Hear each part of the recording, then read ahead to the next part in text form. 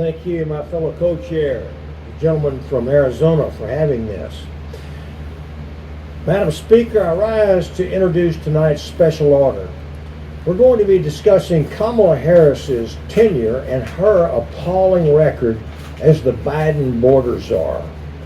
In this role, Harris has worked not to secure the border of America, but instead to deliberately dismantle our borders and put our nation's safety and sovereignty at grave risk.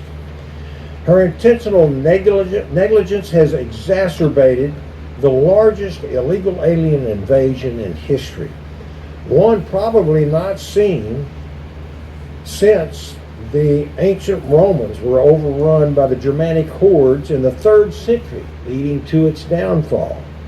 An invasion that continues to ravage our communities and our pocketbooks while creating avenues of entry for dangerous individuals who are bent on inflicting harm to Americans and our American way of life.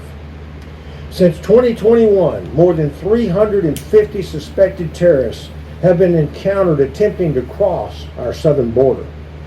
We know at least 99 illegal alien individuals from the FBI's terror watch list have been released into the United States after being in custody of Customs and Border Patrol. How does this happen? Shockingly, many of these vile criminals are earning their golden ticket into our country through the Biden-Harris administration's corrupt and dangerous CBP-1 app. In reality, an illegal granting of parole, by the way.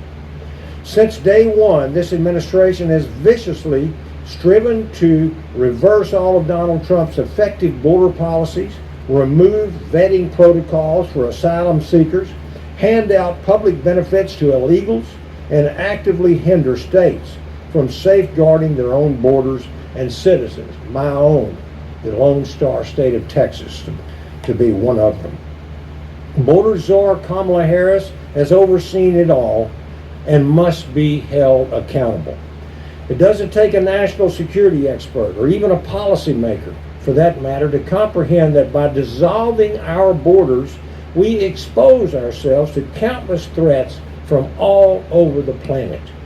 Clearly, Harris does not care about the consequences of her own policies. In fact, she and the liberal media would rather deny that she ever held the title of border czar.